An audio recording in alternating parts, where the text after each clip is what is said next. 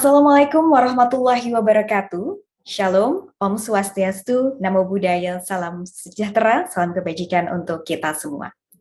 Yang saya hormati, Bapak Ricky Kamalian, selaku Director of Business Development and Asset Expansion PT Marga Utama Nusantara.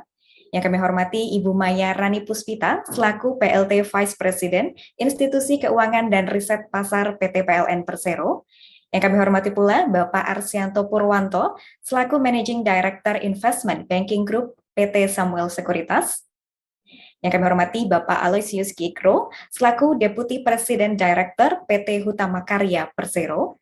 Yang kami hormati pula Profesor Dr. Teken Insinyur Danang Parikesit MSc, selaku Lead Co-Chair of Task Force 8 T20 dan juga Head of Indonesia Toll Road Authority. Yang kami hormati pula Bapak Arti Aji PhD, selaku TFA Deputy Co-Chair dan Direktur Unit Penelitian dan Pelatihan Ekonomika dan Bisnis Fakultas Ekonomika dan Bisnis Universitas Gadjah Mada. Dan tentu saja salam terhormat kami untuk Bapak Ibu hadirin yang telah mengikuti acara ini secara daring. Saya ucapkan selamat datang di dalam acara webinar Mega Project Financing and Multilateral Development Bank's Role in Infrastructure Project De-risking. Acara ini diselenggarakan oleh Unit Penelitian dan Pelatihan Ekonomika dan Bisnis atau P2EB Fakultas Ekonomika dan Bisnis Universitas Gadjah Mada. Acara ini merupakan rangkaian menuju T20 Summit dan hasil diskusi ini akan dijadikan rekomendasi dalam bentuk TF8 Notes untuk T20 Communique. Baik Bapak Ibu hadirin yang berbahagia, selanjutnya kita akan memasuki acara inti pada pagi hari ini, yaitu sharing session, yang akan menghadirkan pembicara Bapak Ricky Kamalian, Ibu Maya Rani Puspita, Bapak Arsianto Purwanto, dan Bapak Aloysius Kikro. Dan diskusi kali ini akan dimoderatori oleh Profesor Dr. Teken Insinyur Danang Parikesit MSc. Beliau adalah Kepala Badan Pengatur Jalan Tol, badan pemerintah yang mengelola pengawasan bisnis jalan tol di Indonesia. Beliau berpengalaman dalam manajemen transportasi dan telah bekerja sama dalam penelitian dengan UN Habitat atau UN Nations Environment Program, the Institution for Transport Policy Studies, dan UK Transport Research Laboratory. Profesor Danang juga telah memberikan masukan mengenai beberapa kebijakan manajemen transportasi bagi pemerintah Indonesia. Profesor Danang Parikesit juga merupakan guru besar di Universitas Gadjah Mada. Setelah menerima gelar sarjana di Universitas Gadjah Mada, beliau menempuh gelar master di University of Leeds, Inggris, dan PhD dari Technische Universiteit Wien, Austria. Untuk itu, saya persilahkan kepada Profesor Dr. Teken Insinyur Danang Parikesit, MSc. Waktu dan tempat kami persilakan.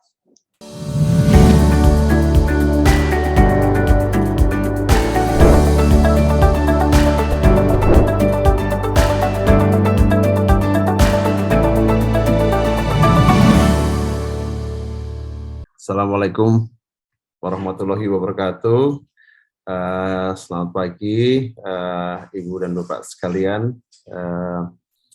Saya sangat berbahagia pada pagi hari ini telah mendapatkan kesempatan untuk menjadi moderator beberapa kawan kami yang sangat prominent, sangat tepat untuk berbicara pada forum di pagi hari ini hingga siang nanti.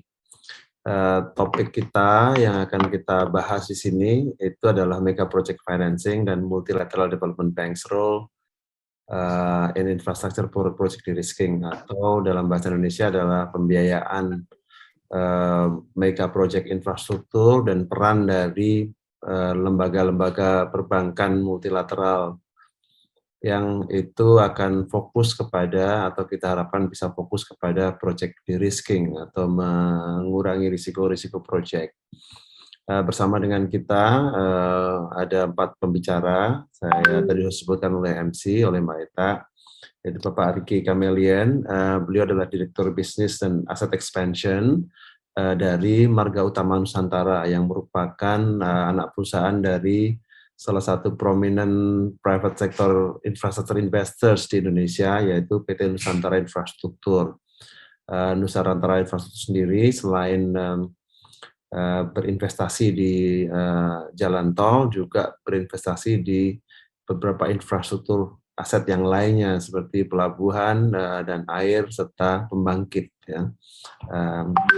Kemudian yang kedua adalah Bapak Arsianto Purwanto. Beliau adalah mitra kami juga di Barat Pengatur Jalan Tol yang fokus untuk menjadi advisor dan transaction advisor dari beberapa investor internasional, dan sejauh ini sudah berhasil membantu melakukan transaksi untuk 3 ruas tol yang ada di Indonesia dan sedang mendorong lagi untuk ke 1 ruas tol untuk merupakan bagian dari aset recycling di jalan tol yang merupakan strategi jangka panjang dari pemerintah Indonesia. Yang berikutnya, is very senior person, Pak Aloysius Kikro. Beliau saat ini adalah Wakil Direktur Utama dari PT Hutama Karya, salah satu perusahaan BUMN yang mendapatkan tugas secara khusus membangun tol Sumatera, dan dalam kapasitas beliau sebagai seorang expert di bidang finance, beliau telah banyak mengembangkan, menyusun beberapa instrumen investasi yang itu bisa membantu secara internasional ya, membantu pengembangan infrastruktur di Indonesia secara lebih berkelanjutan, dan pengalaman beliau saya kira sangat penting dan berharga untuk kita bisa jadikan pelajaran bagi rekomendasi di T20 maupun G20 untuk menjadi platform infrastruktur investment global. Yang terakhir adalah Ibu Maya Rani Puspita. Beliau adalah Vice President Institusi Keuangan dan Riset Pasar PLN, one of the biggest company di Indonesia, dan perusahaan listrik negara PLN, PT PLN, sedang juga melakukan transformasi cukup besar untuk baik bisnisnya maupun lini bisnis maupun strategi pembiayaan pembangunan infrastruktur kelistrikan yang ada di Indonesia, dan saya kira ini akan menjadi contoh yang sangat menarik pada saat kita melihat berbagai sektor infrastruktur, dan pelajaran ini bisa menjadi bagian dari pelajaran kita. Saya akan share screen 1 slide saja untuk menceritakan sedikit mengenai apa yang telah dilakukan oleh G20 dan T20 dalam diskusi-diskusi selama ini. Yang pertama itu adalah sangat apparent, sangat jelas bahwa permintaan untuk pembangunan infrastruktur itu tumbuh terus, baik di negara berkembang maupun di negara maju yang merupakan anggota dari G20. Di berbagai anggota G20 yang berkembang, itu kebutuhan untuk kapasitas keuangan dan kapasitas teknis itu mengekskalasi ya, adanya kekurangan support untuk pembangunan infrastruktur kita, dan membutuhkan framework, kerangka kerja untuk kebijakan maupun peraturan. Isu yang kedua yang saya kira cukup mengemuka beberapa kali diskusi kita dengan para policy makers dan practitioners, itu adalah kecenderungan dorongan untuk lebih banyak memperhatikan yang dinamakan dengan ESG, environmental, social, and governance, dan juga memenuhi sustainable development goals. Di antaranya juga mengadres beberapa isu climate, perubahan iklim, dan juga mengantisipasi future pandemic dan geopolitical conflicts yang itu mempengaruhi terutama large infrastructure projects. Kondisi geopolitik konflik yang sekarang yang terjadi itu juga menjadi salah satu threat terbesar untuk mobilisasi biaya kapital global ya, dan terbukti dengan adanya pertumbuhan kenaikan inflasi yang demikian tinggi di negara-negara maju, dan juga itu akan mempengaruhi harga-harga dan akses terhadap kapital global, dan menjadikan isu infrastruktur itu menjadi lebih kompleks dan lebih risky. Nah, di sisi lain, desakan untuk proyek-proyek KPBU atau PPP projects, di mana sektor swasta diharapkan mengambil sebagian dari risiko proyek, maka kebutuhan untuk yang dinamakan dengan project de-risking, mengurangi, menekan risiko proyek, itu menjadi imperatif. Ya. Sementara itu, skema keuangan sekarang, ini para pelaku bisnis saya kira sudah sangat memahami isu ini, tidak cukup untuk bisa mendorong lebih sustainnya proyek-proyek infrastruktur kita. Dan salah satu yang spesifik yang dimintakan adalah bagaimana sebenarnya peran dari multilateral development banks. Pada hari ini kita tidak mengundang mereka karena justru ini akan menjadi input bagi mereka untuk melayani menjadi instrumen bagi katalis untuk sektor-sektor keuangan dan melakukan de-risking dari proyek-proyek KBBU yang sifatnya kompleks. Nah, ini yang membawa kita, mendorong kita untuk bisa mencari satu pengalaman, input untuk rekomendasi yang inovatif, dan kita harapkan forum ini akan menjadi forum yang tepat untuk saling sharing pengalaman dan bagaimana pengalaman ini bisa kita bawa menjadi bagian dari kontribusi Indonesia untuk membangun platform investasi global di bidang infrastruktur yang lebih ramah terhadap para investor, tapi juga lebih ramah terhadap lingkungan. Saya kira saya mengantar itu, dan untuk yang pertama kali saya ingin meminta Pak Ricky untuk bisa menyajikan paparannya dan juga bisa sharing kepada kita pengalaman-pengalaman dari Nusantara Infrastruktur, pengalaman dari MUN untuk mengadres isu-isu yang tadi saya sebutkan. Saya persilakan, waktunya 15 menit Pak Ricky. Terima kasih Pak Danang. Ya, kami akan coba share dari pengalaman kami di dalam menyiapkan proyek, baik itu proyek-proyek yang di jalan tol maupun di pelabuhan, water maupun energi ya. Nah, key success factor yang kita lihat di dalam penyiapan proyek itu pertama tentunya adalah proyek proposal. Jadi yang well prepared project itu akan sangat membantu kelancaran proyek tersebut. Nah, yang kedua itu adalah project financing. Kita tahu bersama bahwa faktor pendanaan ini adalah memegang porsi yang bisa dibilang paling besar di dalam pembiayaan proyek di samping dengan biaya konstruksi. Nah, saat ini memang untuk project financing di dalam negeri itu hampir dibilang tidak ada ya, terbatas, sehingga mungkin ini bisa menjadi masukan untuk MDB bahwa kalau seandainya kita bisa memiliki akses financing, terutama untuk project financing, itu tentunya akan lebih baik. Nah, kemudian karena kita adalah accepting investor dari luar, kemudian kita build dan kita harus menyiapkan juga rencana untuk exit buat mereka. Sehingga build quality buat kita itu wajib.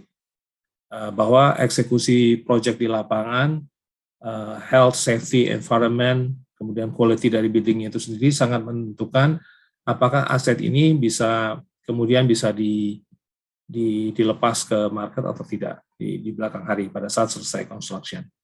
Dan tentunya partner juga menjadi sangat-sangat krusial karena banyak dari investor asing itu sebetulnya mereka dananya ready di luar. Cuma mereka sulit sekali mencari partner-partner yang bisa partner lokal yang bisa bekerja sama dengan mereka dan sesuai dengan ekspektasi mereka.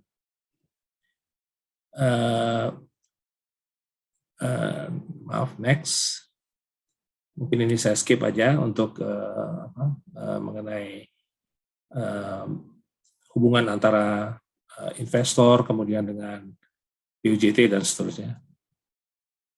Nah, mungkin yang coba saya tekankan ini dalam diskusi kali ini itu adalah bahwa construction dan financing cost itu representing 75% sampai 80% dari total investment cost. Sehingga mungkin kaitannya dengan topik hari ini, mudah-mudahan ini bisa menjadi masukan untuk MDB, terutama mungkin supaya bisa mengurangi risiko terkait dengan financing cost. Nah, ini adalah gambaran dari dalam proyek kami, construction cost itu 70,5%, ya, IDC itu bisa 8,3% dari total investment cost. Nah, ya, sehingga memang yang menjadi kritikal di dalam di project management itu sendiri itu adalah cash flow. Karena seperti terlihat di dalam grafik ini, bahwa di dalam preparation period itu tidak terlalu besar ya, akan terjadi cash outflow yang besar sekali pada saat project construction, dan biasanya itu ada deficit period yang disebabkan antara mismatch antara karena tolnya ini, saya contoh ambil tol ya, case-nya itu pada saat tolnya baru dibuka itu traffic-nya masih ramp up, sementara kita sudah membayar pokok dan bunga, IDC sudah selesai, pokok plus bunga sudah mulai dibebankan, sehingga ini kalau tidak hati-hati menghitung cash flow pada saat starting early operation ini, itu biasanya akan terjadi cash deficit yang lumayan. Nah, sehingga mungkin ini juga bisa menjadi masukan untuk MDB untuk kedepannya, kalau tenor yang lebih panjang dan tentunya base rupiah, karena memang sampai saat ini itu tidak ada MDB yang menyediakan loan dalam rupiah, dan selama ini juga hanya IDB yang menyiapkan untuk G2B, tapi yang lain itu rata-rata G2G, sehingga mungkin itu bisa menjadi masukan juga kalau seandainya bisa tenornya diperpanjang, rate-nya bisa murah dalam rupiah, dan bisa G2B, itu akan sangat-sangat membantu. Nah, sehingga ini ada beberapa masukan terkait dengan menurunkan tadi construction cost supaya proyeknya lebih sound. Itu di dalam hal tax, itu sebetulnya ada multiple tax payment ya, tax charges. Jadi pada saat kontraktor dari supplier itu membeli bahan material contohnya, itu maka mereka akan bayar PPN. Nah, kemudian pada saat nanti mereka menjual ke owner, ya itu juga mereka akan menerapkan VAT, sehingga sebetulnya ini ada potensial untuk bisa dilakukan eliminasi sehingga VAT-nya cukup sekali, misalnya dengan supply by owner. Kemudian untuk ini tadi saya sudah singgung sedikit juga bahwa project financing structure ini sangat-sangat penting di dalam menyiapkan satu project yang baik. Dan project financing itu mungkin salah satu solusinya, karena saat ini juga project financing itu sangat terbatas ya di Indonesia, lebih banyak komersial corporate loan, sehingga itu juga mungkin bisa jadi masukan untuk MDB bahwa project financing, kemudian dalam IDR dan G2B product loan. Alternatif skema yang lain seperti long term bond itu juga bisa menjadi alternatif untuk mismatch cash flow mismatch yang tadi saya sebutkan pada saat awal operasi. Nah, kemudian ini tadi saya sudah singgung juga mengenai currency risk. Kalau seandainya tetap MDB itu memberikan loan-nya dalam bentuk foreign loan, foreign currency loan, itu juga hedging, itu juga terbatas ya, dan cost-nya juga sangat-sangat tinggi. Nah, ini kalau misalnya itu bisa BI dalam ini menyiapkan swap facility yang mengutilize bilateral swap, itu juga akan sangat-sangat membantu. Nah, kemudian untuk terkait dengan self equity atau equity dari foreign investor, nah ini juga tentunya sangat tergantung dari trust mereka kepada partners ya, sehingga ini juga harus diciptakan environment yang menarik mereka untuk bisa masuk, sehingga kemudian itu bisa kita invite more participant untuk blending di average yield dan seterusnya, atau bisa menggunakan RDPT juga. Baik, mungkin itu sedikit dari saya, Pak Danang. Terima kasih. Baik, terima kasih Pak Riki. Cukup komprehensif dan kita ada beberapa key points yang bisa kita ambil dari paparan beliau. Saya mau lanjut saja dengan next speakers, itu Pak Arsianto. Pak Anto, kami persilakan dari Managing Directors dari Samuel Sekuritas. Kami persilakan Pak Anto. Selamat pagi, Ibu-ibu, Bapak-bapak. Sebelum saya share screen, mungkin saya bicara sebentar. Bahwa Samuel Sekuritas atau Samuel International itu baru berkecimpung di jalan tol ini di tahun 2018. Dan kita tuh baru melakukan atau menyelesaikan suatu investasi bersama dengan klien kita itu selesai pada tahun 2019. Jadi kita relatively new lah within this toll road business. Tapi dari situ kita juga sudah belajar beberapa dari banker-banker kita atau calon-calon banker yang tadinya mau ikut masuk dalam pembiayaan toll road di Indonesia. Nah, makanya oleh karena itu saya cuma mau highlight a few points ya. It's not the whole exhaustive list, tapi ini just to highlight a few points. Di mana itu yang mereka banyak raise the question dan di mana ini yang akan kami sampaikan. Oleh karena itu, sekarang coba kalau boleh di-share dari presentasi kami.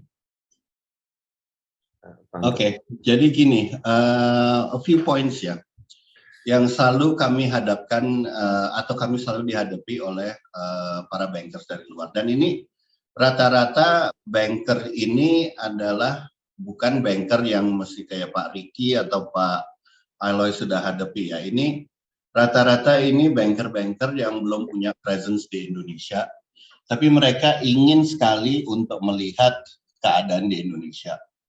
Nah, of course, yang pertama mereka lihat itu adalah selalu pertanyaan pertama adalah, is this a government guarantee? Nah, itu yang selalu jadi omongan daripada mereka. Tapi seperti kita ketahui bahwa government guarantee itu kan few and far ya, jadi jarang-jarang bisa dikasih. Mungkin pertama kali, in fact, pemerintah menyebut government guarantee dalam satu proyek, kalau nggak salah Bu Maya itu waktu pada 35.000 megawatt project itu ya, itu pernah waktu itu mulai disebut untuk suatu proyek yang diberi garansi kalau nggak salah Ibu Maya ya waktu itu. Yang sebelumnya Pak, yang 10.000 MW Pak, yang fast track tahap 1. Oh justru yang fast track ya, oke. Okay. 35 yang tahap 2 Pak. Nah terus sebagai resipien yang salah satu terakhir itu malah Pak Aloy dari Hutama Karya yang juga mendapatkan somewhat of a government guarantee untuk suatu proyek di toll road tapi di bagian Sumatera atau khususnya di daerah sana. Nah, hanya itulah yang kita lihat terakhir-terakhir ini yang bisa disebut dapat government guarantee. Oke, ada juga yang obligasi daripada suatu BUMN yang juga diberi masa garansi, tapi itu juga cuma sekali. Dan yang berikutnya sudah tidak digaranti lagi. So, in fact, itu susah banget untuk dapat government guarantee. I mean, it's nice to have, but it's very difficult to get. So, jadinya apa yang kita perlu untuk alleviate this concern? Nah, kami yang bicarakan di sini adalah bahwa selain government guarantee itu apa? Oke, sekarang yang kita harus lihat bahwa proyek itu masuk dalam PSN atau bukan, atau proyek strategis nasional. Nah, ini dia. Dalam arti kata, dengan adanya ini sebagai PSN atau National Strategic Project, bahwa untuk land acquisition itu nantinya tuh akan di-reimburse oleh pemerintah, yaitu dengan melalui Elman dan segala macam.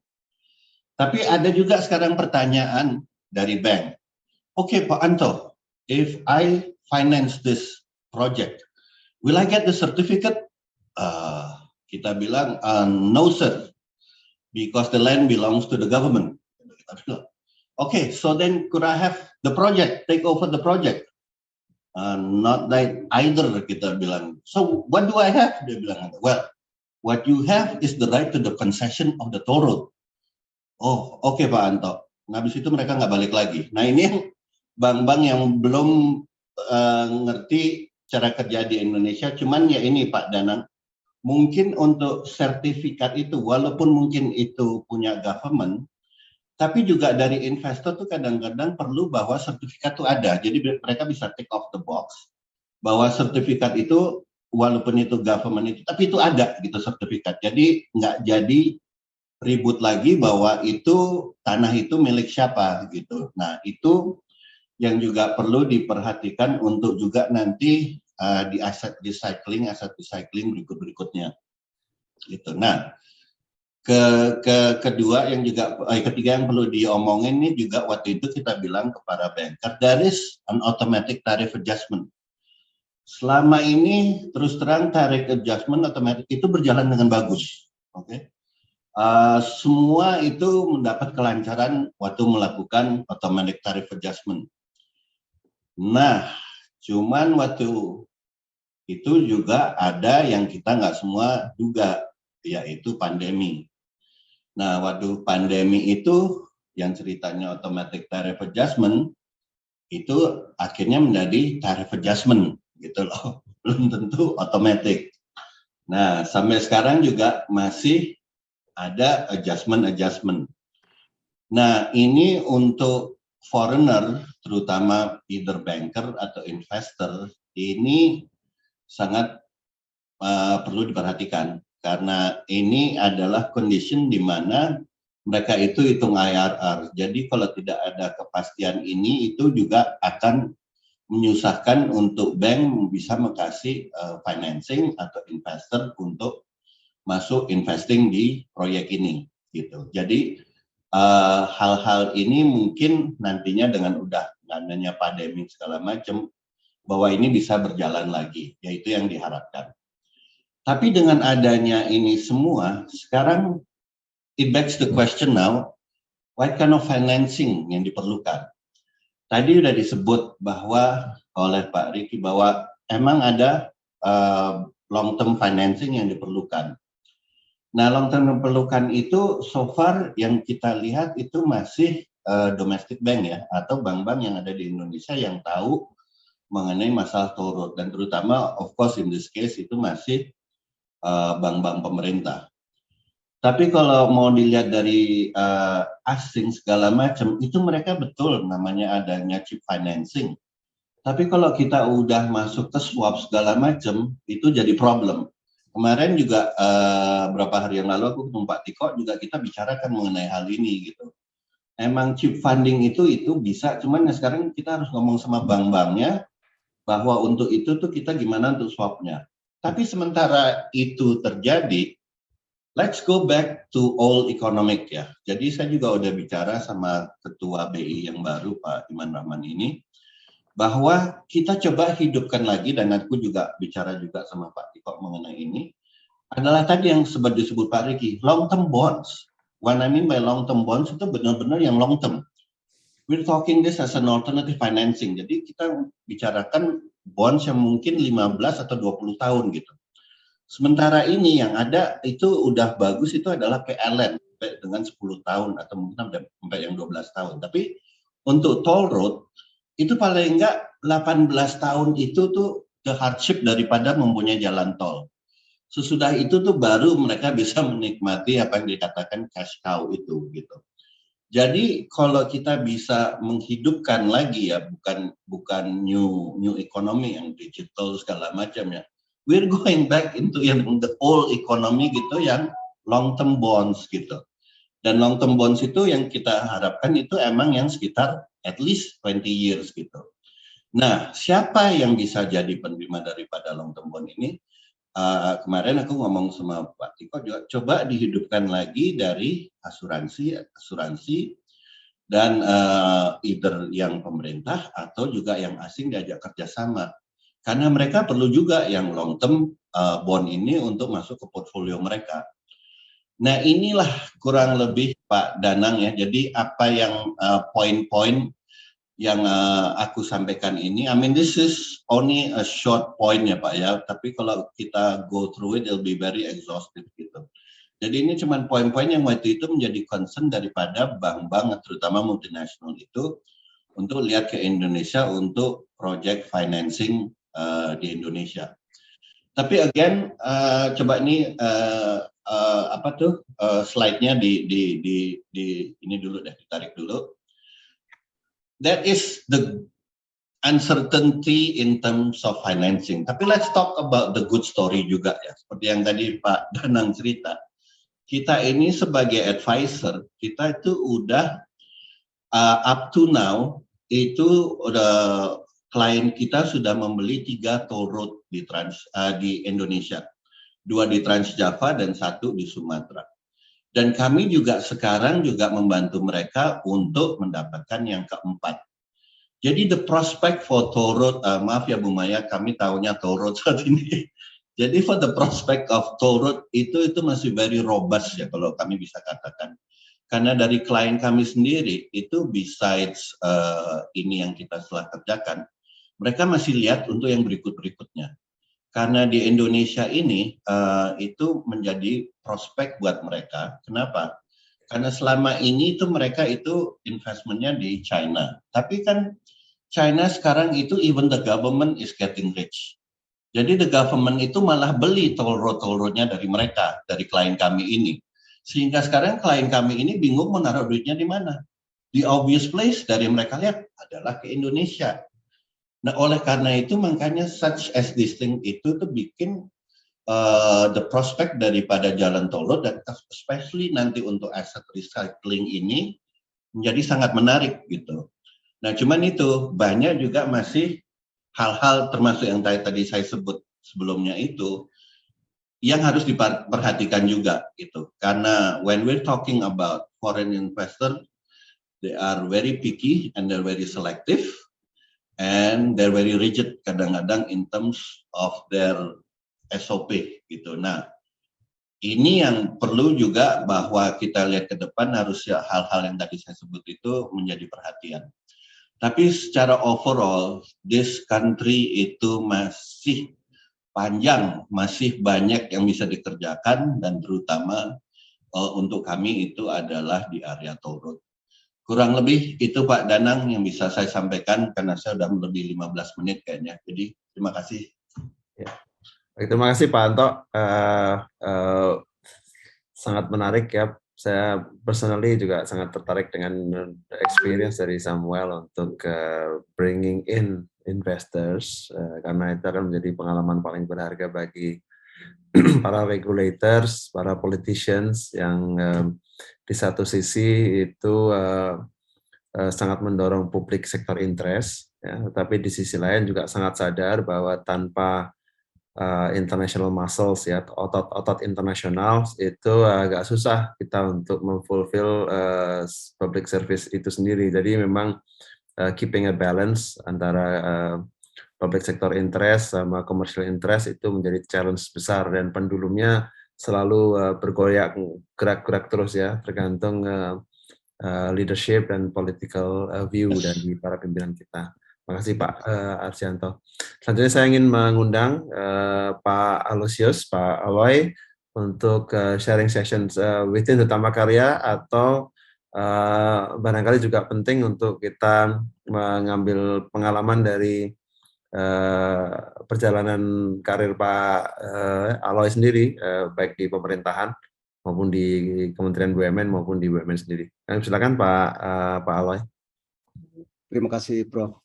Ini grogi karena yang moderator ini kepala BPJT di mana saya bekerja sektor ini.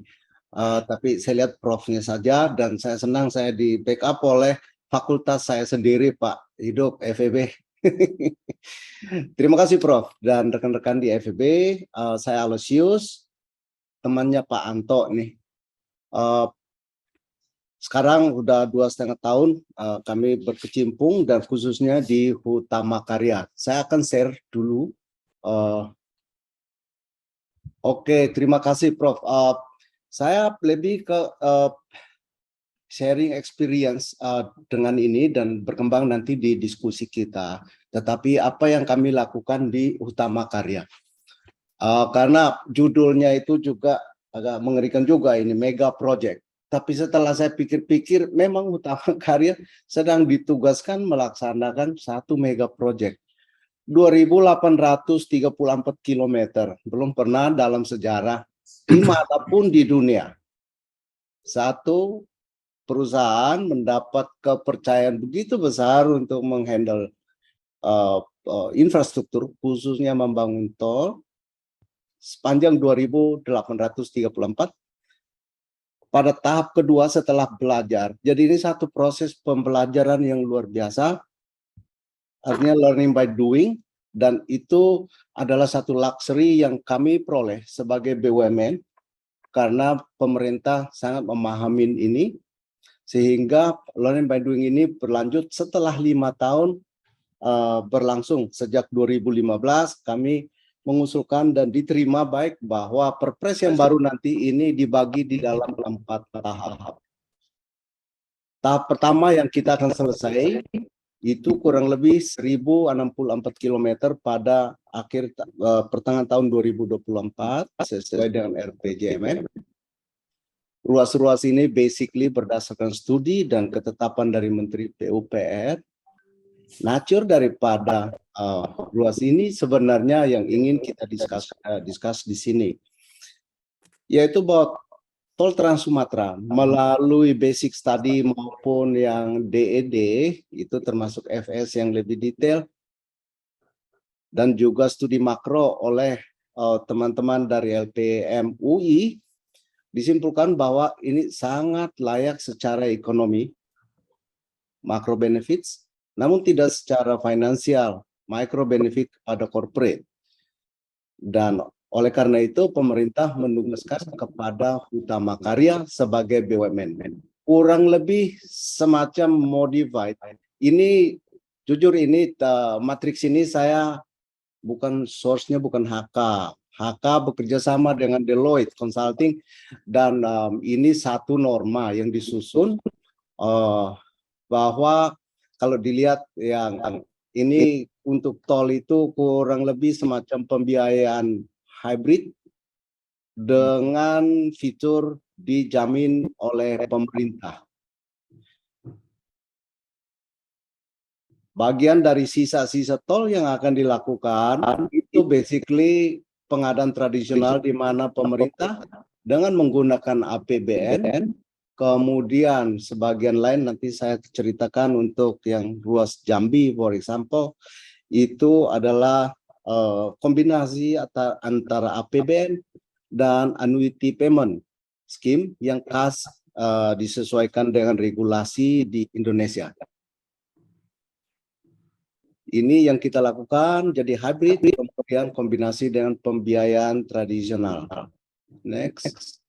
Skema ini juga diatur di dalam Perpres dan saya ingin menceritakan dari 24 ruas itu kita sudah melaksanakan kurang lebih 13 ruas. Yang warna-warna hijau itu adalah sudah operating, yang kuning itu adalah sedang berlanjut construction dan akan selesai di Juni 2024 dengan masa konsesi 40.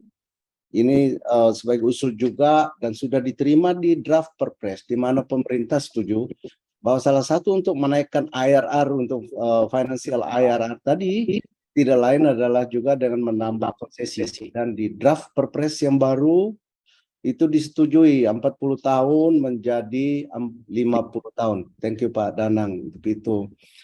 Kemudian sumber-sumber pendanaan yang sudah kita manfaatkan dengan backup dari pemerintah melalui penjaminan itu adalah PMN ya dominan, more or less sekitar 70-30 terbalik dibanding dengan tolnya Pak Riki misalnya yang biasanya 30-70, kami 70 equity dan 30 debt. Kemudian dukungan pemerintah, kita mengharapkan sebenarnya ini kalau total komitmen dari government sebenarnya misalnya untuk PPN, insentif, tax break dan all that insentif seharusnya kita dapatkan akan lebih memudahkan dan menjadi menarik bagi potensial investor. Global MTN pertama kali Karya melakukan ini dengan jaminan pemerintah, kami mendapatkan sekitar seharusnya 2 billion, tapi kami juga ukur diri, kami mendapatkan 600 juta US dollar 10 tahun, Pak. Jadi selain PLN, HK juga 10, dan sebenarnya kalau sudah ada skema BI sebagaimana diusulkan Pak Riki itu, Prof, dan Pak Anto tadi, yaitu hedging yang difasilitasi oleh BI, ini akan lebih mudah lagi sehingga currency risk-nya itu yang panjang itu dimungkinkan. Kalau bank biasa sekarang masih sangat komersial dan swap rate-nya menjadi masih mahal, Bapak. Kemudian pendanaan lain sesuai peraturan.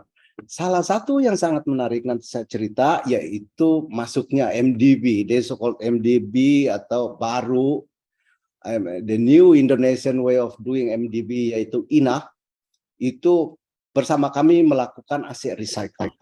Kami juga melakukan sekuritasi. Jadi misalnya revenue daripada itu tol Simatupang, by the way itu Pak Danang sudah memberikan kepada HK. Jadi itu punyanya HK ya. Orang selalu mikir itu punyanya Jasa Marga. Itu punya HK. Itu 10 tahun ke depan sudah kita bahasa apa sederhananya udah diijonkan. Tapi biar keren kita katakan itu sudah disekuritize dengan underlying future cash flow dari toll road tersebut, JORS itu, dan kemudian underlying-nya itu untuk kita bond 10 tahun. Dan lumayan, dan kita bisa pakai untuk membangun Terbanggi Besar, Kayu Agung. Juga yang akses Tanjung Priok, demikian juga. Yang belum kita lakukan, itu seperti Pak Anto katakan tadi, project bond. Belum ada bank di Indonesia, termasuk Bank Himbara sekalipun, mau mengambil model project bond dengan misalnya tenor di atas 10 tahun. Nah, padahal yang kita inginkan adalah avoiding mismatch di dalam tenor baik dari sisi hutang maupun dari aset yang akan kita bangun, itu supaya ini ketika jatuh tempo antara sisi aset dan liability itu match. Nah, ini yang belum terjadi di Indonesia. Kita sudah coba terus menerus. Kalau konvensional bond yang kita ajukan, Bapak, bahkan PLN itu tidak lebih, maksimum 5 triliun sekali narik. Padahal kan ini yang namanya mega project, itu sekali kita bayar kontraktor itu 2 triliun setiap bulan, jadi 1 tahun bisa over 10 triliun rupiah, dan itu belum ada bank yang sanggup untuk memberikan tenor yang panjang, selain kecuali mungkin dikompensate dengan yield yang lebih tinggi. Skema annuity payment ini juga nanti saya cerita singkat kalau waktu memungkinkan, yaitu pertama kali kita akan melakukan ini untuk tol di tahap 2 nanti, yang akan mulai berlangsung awal tahun nanti melalui sebagian dukungan pemerintah APBN 2023. 3 menteri yang terlibat di sini, Pak Menteri PUPR, Ibu Menteri Keuangan, dan Pak Menteri BUMN sudah setuju dengan annuity payment ini, yaitu mulai dari Betung Palembang sampai Jambi 169 km. Nanti saya ceritakan jika waktunya memungkinkan. Ini yang saya kenapa HK melakukan ini dengan dukungan pemerintah. Ini fakta statistiknya sebagaimana Bapak Ibu lihat. Yang sudah operasional juga, kalau dibiarkan begini sampai dengan selesainya konsesi juga HK masih merugi. Karena apa? Financial IRR-nya itu seperti Medan Binjai 6,35, Bakauheni itu 6,6. Sementara economic IRR-nya itu sangat tinggi, memberikan manfaat yang luar biasa. Needless to say, tetapi everyone saya rasa acknowledge ya bahwa when you go to Palembang, Sumsel ataupun ke Lampung, itu punya pilihan yang bisa lebih bagus bersama dengan keluarga, dan bisnisnya juga jalan. ASDP juga berterima kasih karena throughput di kapal-kapal ferinya itu juga meningkat karena adanya jalan tol ini. You go to Palembang tidak harus suffer 12 jam, sekarang itu less than 7, dan nyaman, dan facility tersedia all along the toll road.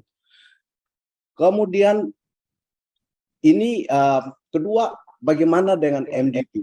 Kalau kita MDB yang internasional atau global, Bapak, kami melihat atau di dalam diskusi-diskusi, di dalam ngobrol di awal tadi, Prof, belum ada misalnya World Bank ataupun ADB sekalipun menganggap toll road itu sebagai infrastruktur yang harus dibantu dengan skema-skema tertentu untuk boosting development like MDB like sebenarnya. Menjadi bank pembangunan itu seharusnya dengan misi tertentu, not only komersial. Nah, Indonesia harapannya dengan Undang-Undang Cipta Kerja kemarin, saya membayangkan INA itulah tempatnya. Dulu, mungkin inilah sharing pengalaman, saya masih direksi di Dana Reksa juga dengan Pak Anto, kami diskusi, pengennya Dana Reksa menjadi Bapindo, seperti Bapindo zaman dulu, di mana not only profitability yang dikejar, tetapi bahwa certain metrics yang performance juga yang bisa diberikan kepada si company tersebut, not only profitability, tetapi misalnya pencapaian daripada pembangunan itu, berapa infrastruktur yang dihasilkan. Nah, itu nothing but harus dibiayai oleh MDB. Kita berterima kasih bahwa INA sudah ada sekarang, dan namun memang belum terlalu fokus di yang Bapindo like, sehingga kami memanfaatkan perpres yang ada di sebelah kiri ini, bahwa setelah selesai beroperasi kami boleh jual, yang kami laporkan dan disetujui oleh PUPR maupun BPJT dan BUMN, yaitu INA membentuk konsorsium, kemudian bekerja sama dengan kami, kemudian kami membentuk SPV baru di 3 ruas yang dikonsider, yaitu Medan Binjai, Terbanggi Besar Kayu Agung, dan Bakaheni Terbanggi Besar.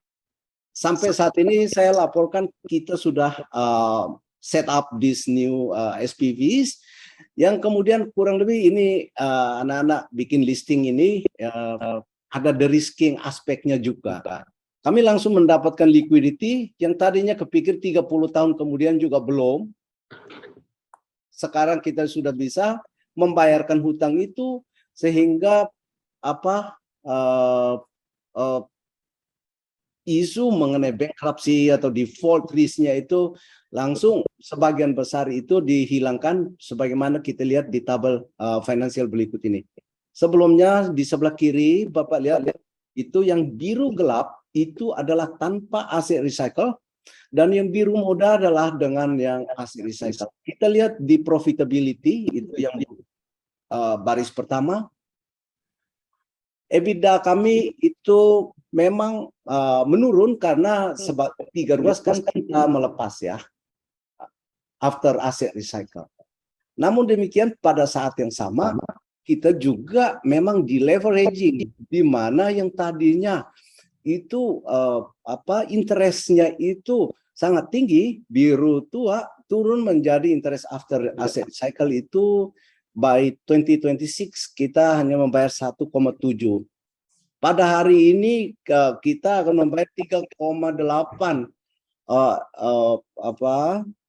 triliun per tahun, dan akan naik terus dan staging di sekitar 5,2 triliun, dan ini pun hanya 44 triliun outstanding debt.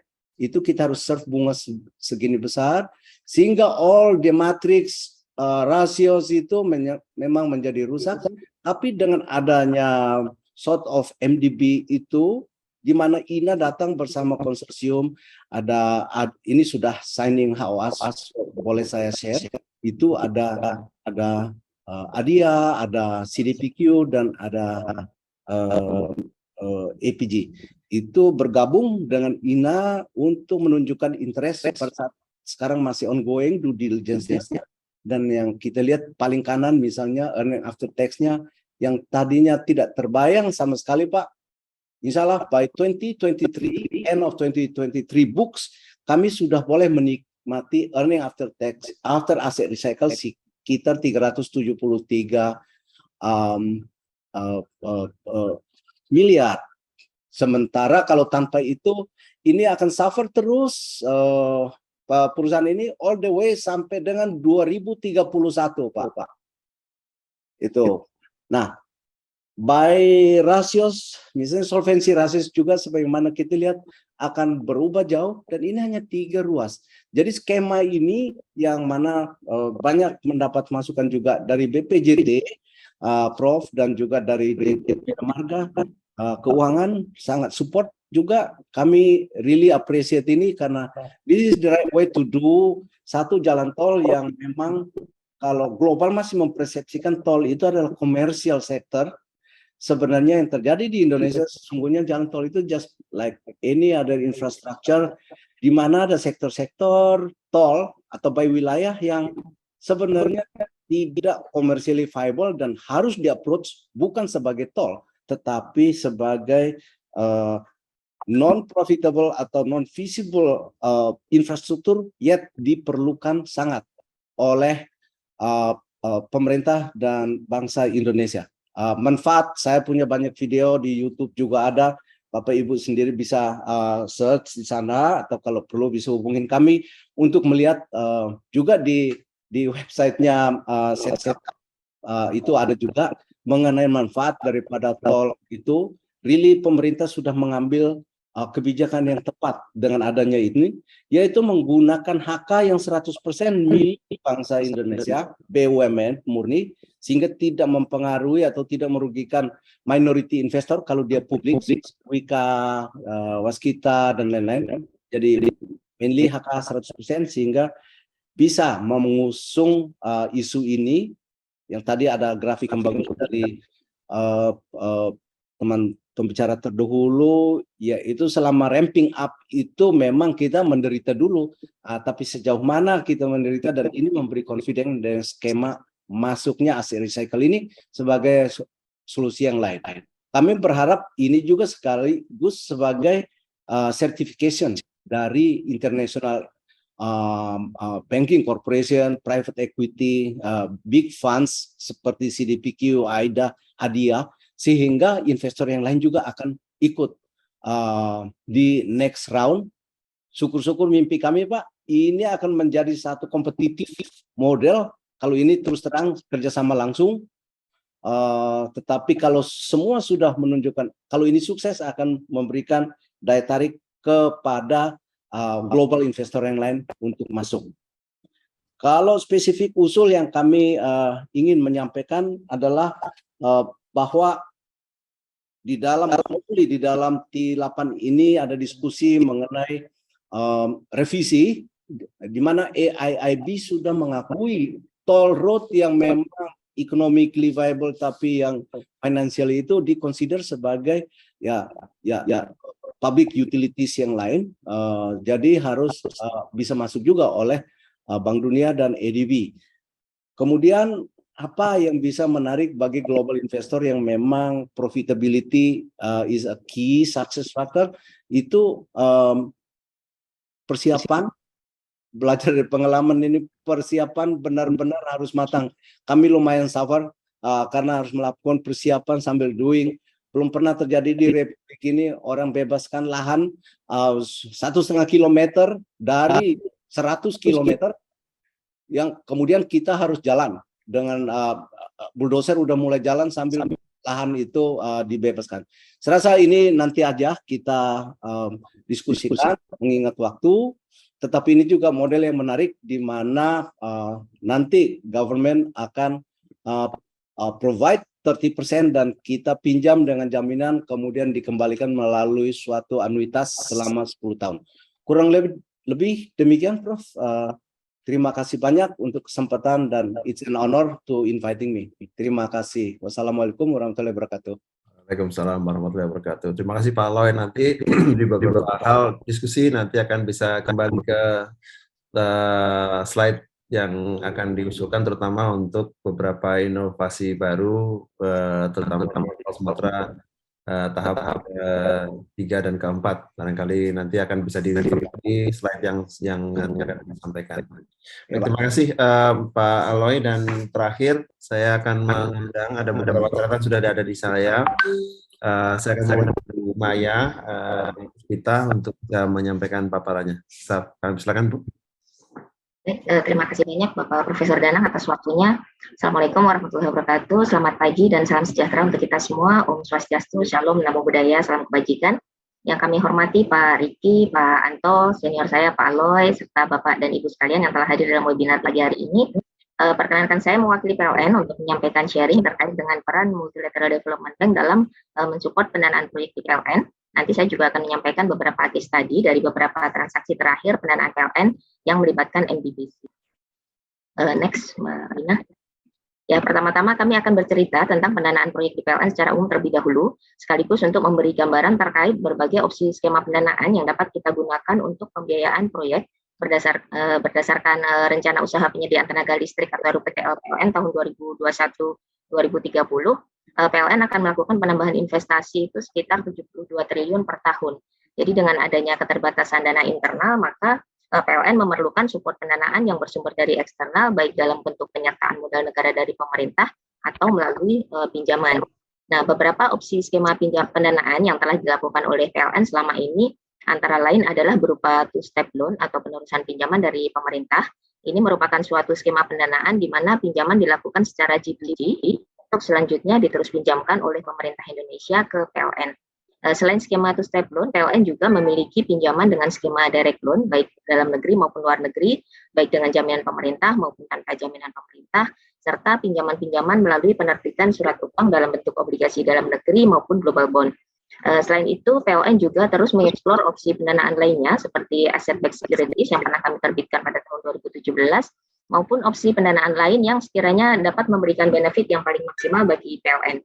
Masifnya nilai investasi PLN ini memang menuntut kami untuk terus mengeksplor berbagai skema pendanaan, memperluas pool of lenders, sehingga kami dapat terus mendapatkan pinjaman dengan pricing yang sangat kompetitif.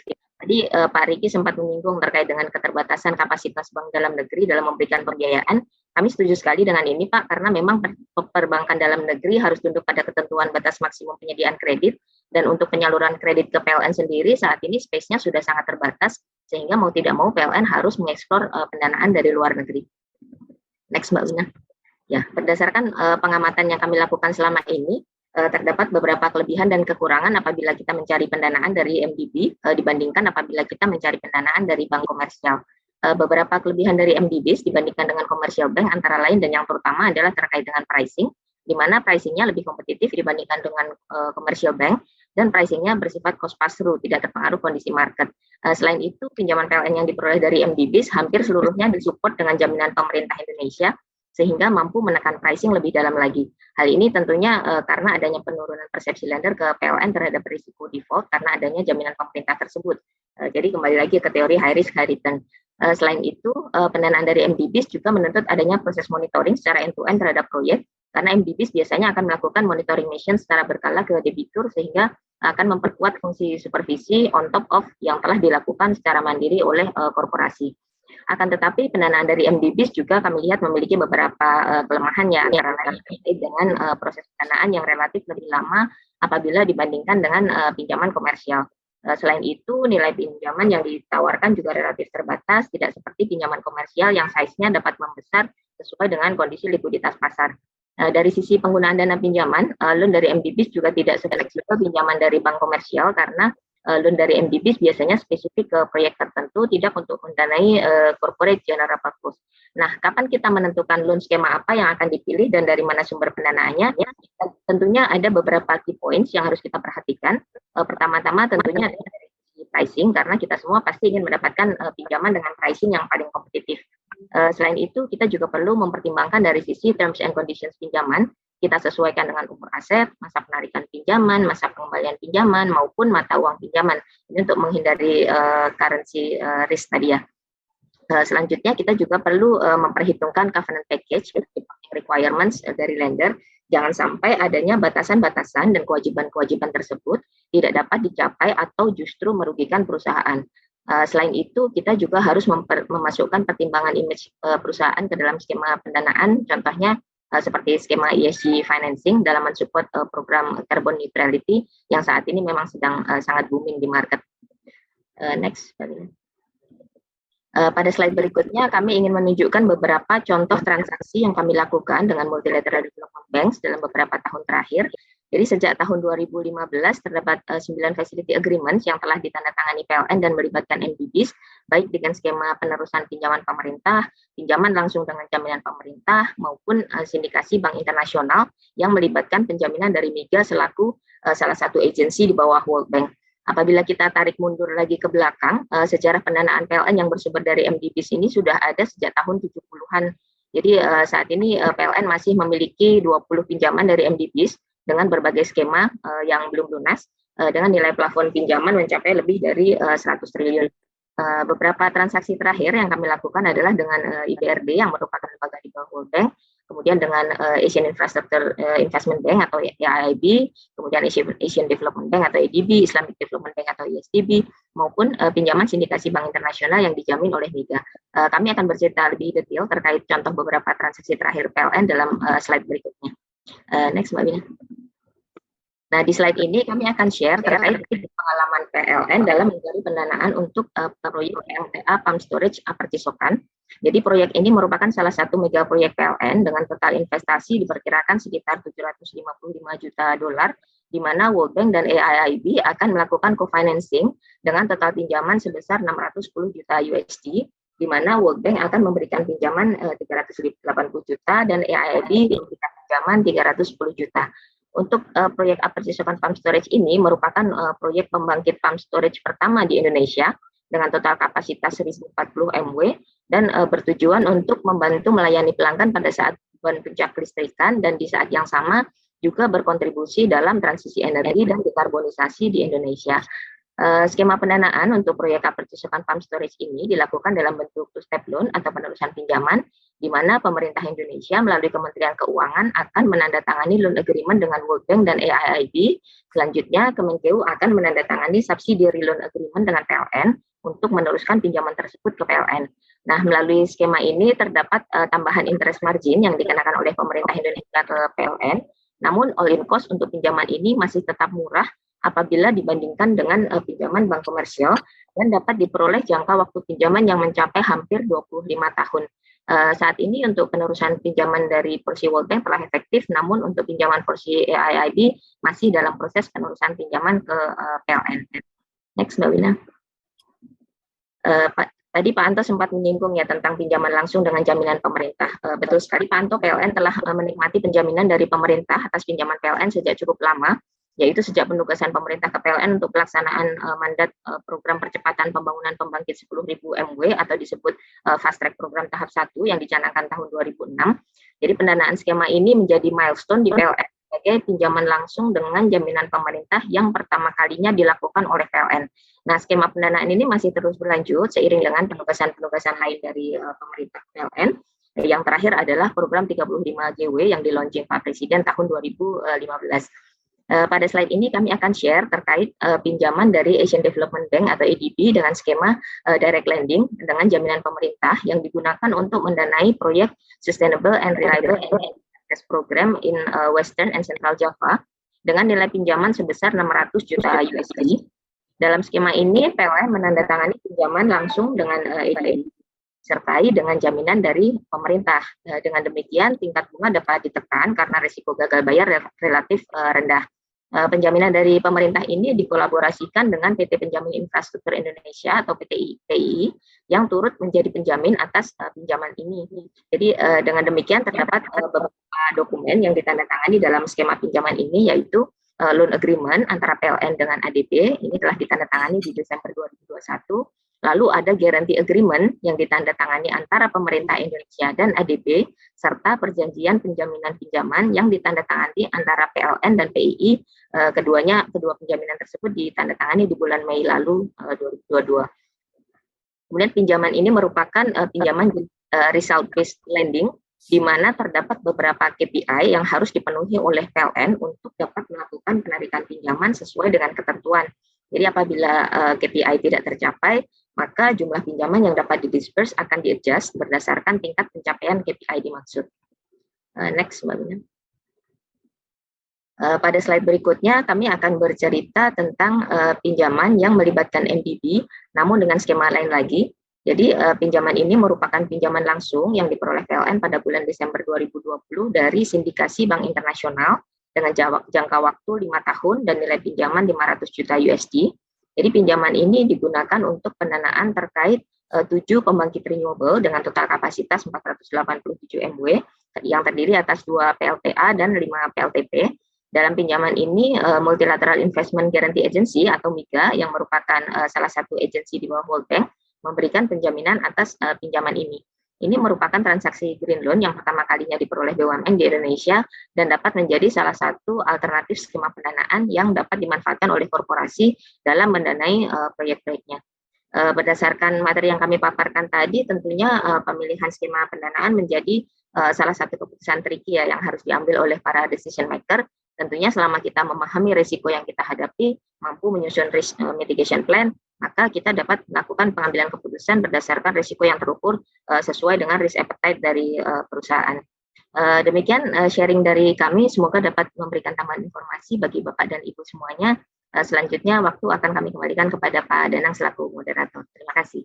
Baik, terima kasih Bu Maya. Dan kita dari tadi kita melihat diversity ya di infrastruktur ini, ada yang private sector players ya, ada BUMN, ada BUMN yang memiliki privilege untuk bisa bekerja sama dengan atau bekerja dengan multi development banks melalui direct lending dan sebagainya. Jadi kita punya vast atau punya diversity sebenarnya dalam diskusi kita. Dan sebenarnya memang itu isu yang cukup menarik. Saya akan mulai mendiskusikan beberapa fitur penting ya dari infrastruktur ya. Pak Aloy sebenarnya sudah mulai men-challenge kita dengan how we define public infrastructure ini.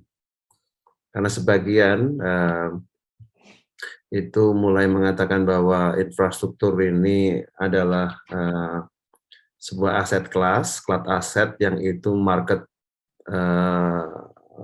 tradable in the market gitu ya di satu sisi. Tapi di sisi lain infrastruktur ini sebagian juga mengatakan dia adalah non commercially viable aset gitu. Jadi yang non tradable in the market. Sehingga memang perlakuan para atau persepsi multilateral development banks atau lembaga-lembaga keuangan internasional itu sangat berbeda memperlakukan antara satu jenis infrastruktur dengan infrastruktur yang lainnya.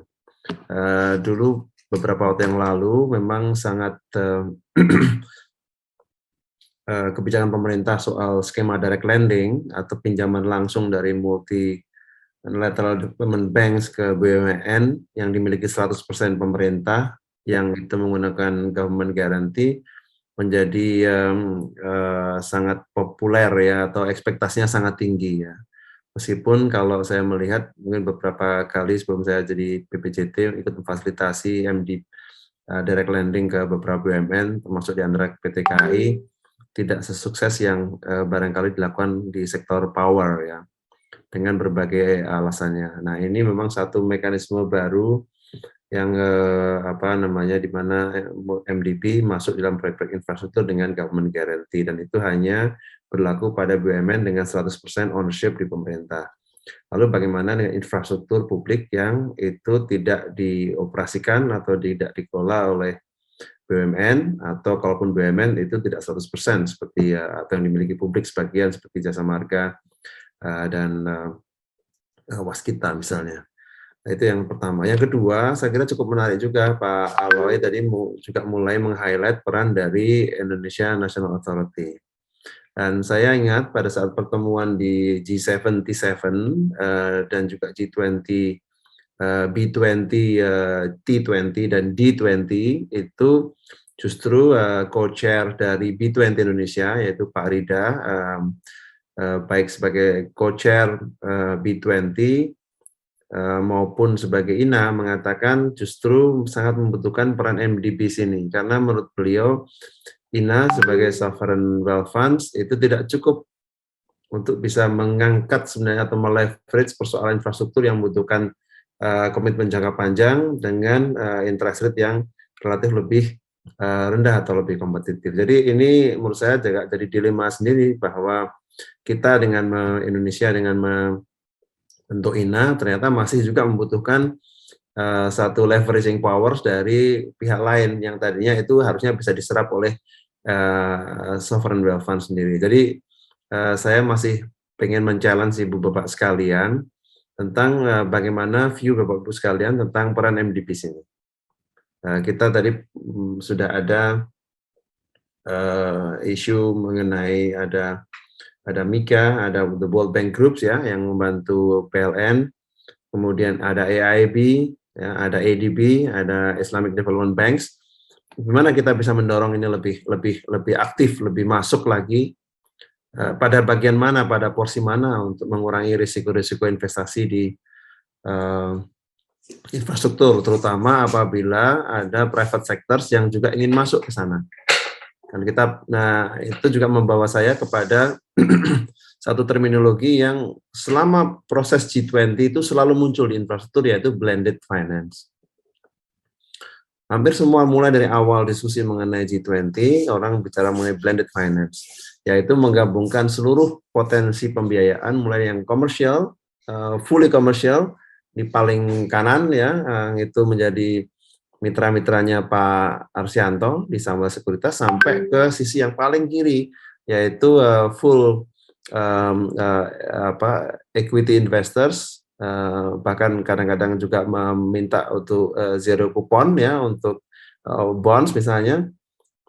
Dan ini bagaimana kita menggabungkan bahkan beberapa grup seperti D20 yang itu isinya para development bankers itu ingin mengajak para filantropis untuk masuk di dalam seluruh skema ini sehingga risiko itu bisa betul-betul di-share, interest rate bisa lebih murah, tenor lebih panjang.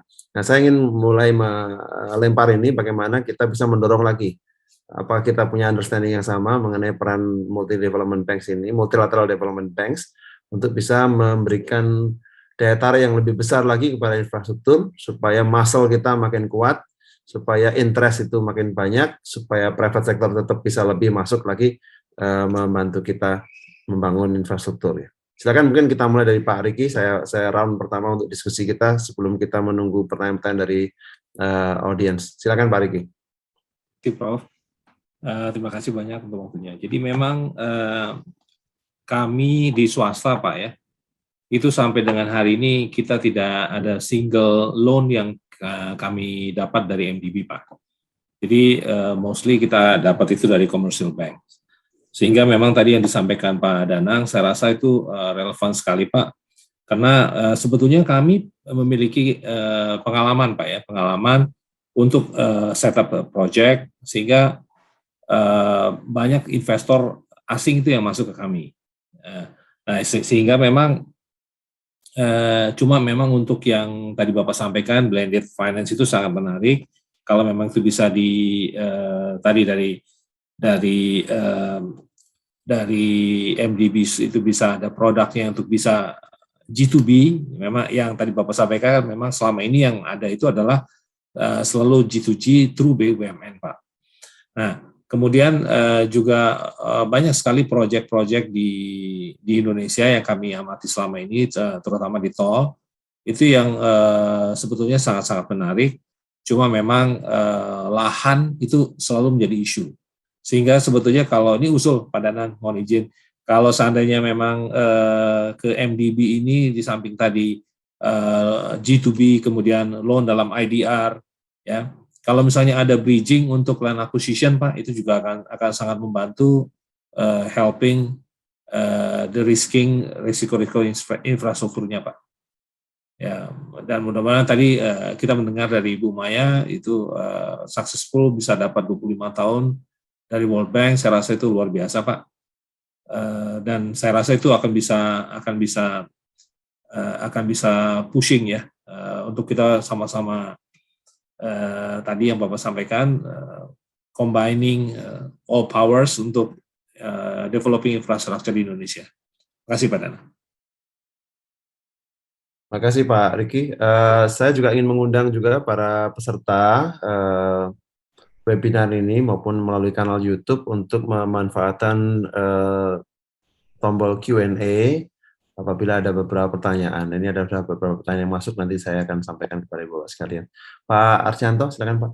Oke, Pak, kalau kita terus terang ya Pak ya, ngomong dengan para bankir-bankir internasional itu yang dikatakan multinasional, rata-rata mereka tuh Pak, mereka tuh punya jagoannya gitu. Contoh, misalnya Bank of China itu punya jagoannya konstruksi itu siapa, gitu ya Pak ya.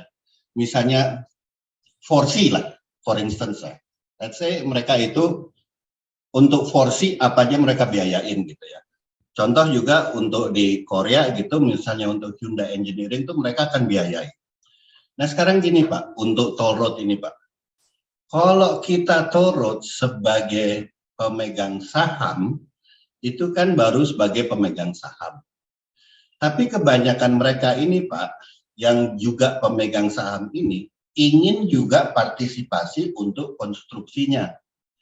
Nah sementara kan seperti Pak Aloy tahu, Pak Riki tahu, untuk bisa ikut di konstruksinya itu harus ditender. Itu kan peraturannya begitu Pak ya.